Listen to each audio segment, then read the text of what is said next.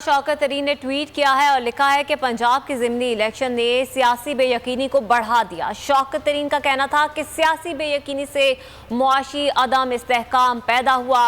बेयकीनी ख़त्म करने के लिए जल्द आम इंतखाबात के ऐलान की ज़रूरत है। साबिक वज़ीर ख़जाना शौकत तरीन की जानिब से हम ट्वीट किया गया है, जिसमें उनका कहना है कि पंजाब के ज़िमनी इलेक्शन ने सियासी बेयकीनी को मज़ीद बढ़ा दिया है। सियासी बेयकीनी से मुआशी अदम इस्तेहकाम पैदा हुआ। बेयकीनी ख़त्म करने के लिए जल्द आम इंतखाबात के ऐलान की ज़रूरत है। शौकत तरीन ने ट्वीट किया है और लिखा है कि पंजाब के ज़िमनी इलेक्शन ने सियासी बेयकीनी को बढ़ा दिया। शौकत तरीन का कहना था कि सियासी बेयकीनी से मुआशी अदम इस्तेहकाम पैदा हुआ।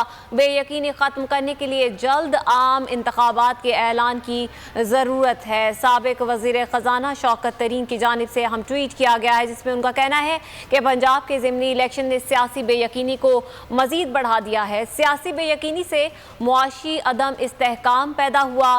बेयकीनी ख़त्म करने के लिए जल्द आम इंतखाबात के ऐलान की ज़रूरत है।